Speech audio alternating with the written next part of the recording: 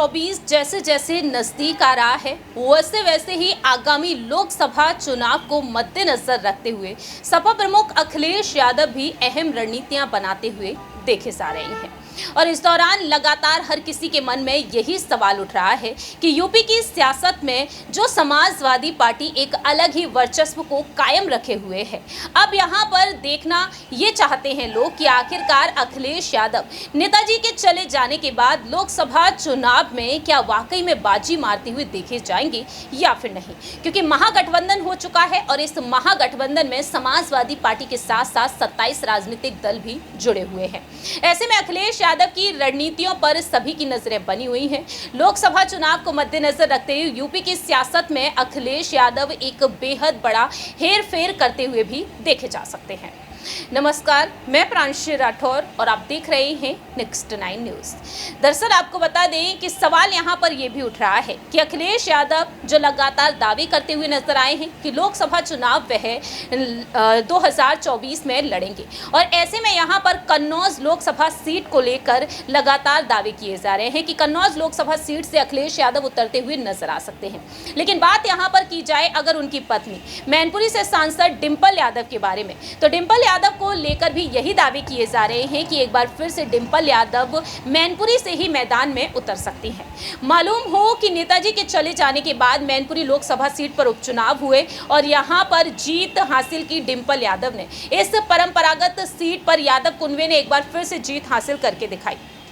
लेकिन ऐसे में अब सवाल ये उठ रहे हैं कि वाकई में डिंपल यादव को ही ये अहम जिम्मेदारी एक बार फिर से सौंपी जाएगी। जानकारी के लिए आपको बता दें कि सपा प्रमुख अखिलेश यादव को लेकर दावे किए जा रहे हैं। सूत्रों के मुताबिक कहा जा रहा है कि सपा गठबंधन के अंतर्गत कम से कम 2 दर्जन सीटों पर सपा मजबूती के साथ चुनाव लड़े, और इसको लेकर उन्होंने परिवार के सदस्यों के साथ साथ सपा के अन्य वरिष्ठ नेताओं को लोकसभा चुनाव लड़ने के संकेत दिए हैं। सभी नेताओं का कहना रहा कि क्षेत्र में पूरी मुस्तैदी के साथ चुनावी रणनीति को आगे बढ़ाने का काम करें, चुनावी तैयारी को पार्टी के स्थानीय नेताओं के स्तर पर मजबूत करें और पार्टी के विधायक जिले के संगठन से जुड़े नेताओं को साथ लेकर चुनावी तैयारी को बूथ स्तर तक मजबूत करें।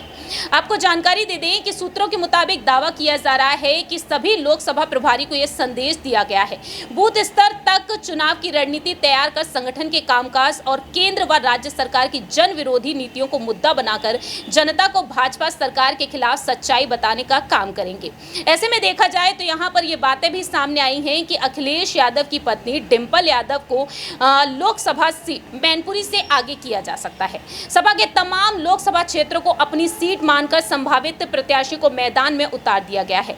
मैनपुरी सीट से बात अगर शुरू की जाए तो परंपरागत सीट जो यादव कुनबे के लिए मानी जाती है, डिंपल यादव यहाँ से सांसद हैं। ऐसे में ये सीट अखिलेश अपने खाते में जोड़कर रखे हुए हैं। माना जा रहा है कि डिंपल यादव यहाँ से प्रत्याशी होंगी। वहीं इससे सटी हुई है कन्नौज लोकसभा सीट और अखिलेश यादव यहां से चुनाव लड़ सकते हैं। बात यहां पर की जाए उनके चाचा शिवपाल सिंह यादव के बारे में, तो शिवपाल सिंह यादव को लेकर अहम दावा यह किया जा रहा है कि शिवपाल सिंह यादव को आजमगढ़ से उम्मीदवार बनाया जा सकता है।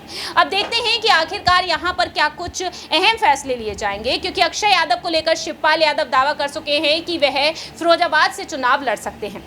देखते हैं कि इस बार अगर डिंपल यादव मैनपुरी से उतरती हैं तो क्या वह जीत हासिल करके दिखाएंगे, क्योंकि नेताजी उस वक्त जब इस दुनिया को अलविदा कहकर चले गए, उस वक्त जनता ने यहां पर नेताजी की याद में भी वोट किया, ये दावे किए गए। अब यहां पर यही देखना होगा कि बीजेपी चुनावी प्रचार में जबरदस्त तरीके से उतरती हुई नजर आएगी, क्योंकि बीजेपी का कहना यह भी रहा कि नेताजी के मान सम्मान में कभी इस सीट से यहाँ पर चुनावी प्रचार बीजेपी की तरफ से नहीं किया गया। लेकिन इस बार के लोकसभा चुनाव में आखिरकार बीजेपी जो दावपेच लेगी, क्या उनके सामने डिंपल यादव टिक पाएंगी या फिर नहीं, ये बेहद बड़ा अहम सवाल उठ रहा है। फिलहाल हमारी इस रिपोर्ट में इतना ही। बाकी की तमाम अपडेट्स के लिए आप देखते रहिए नेक्स्ट 9 न्यूज।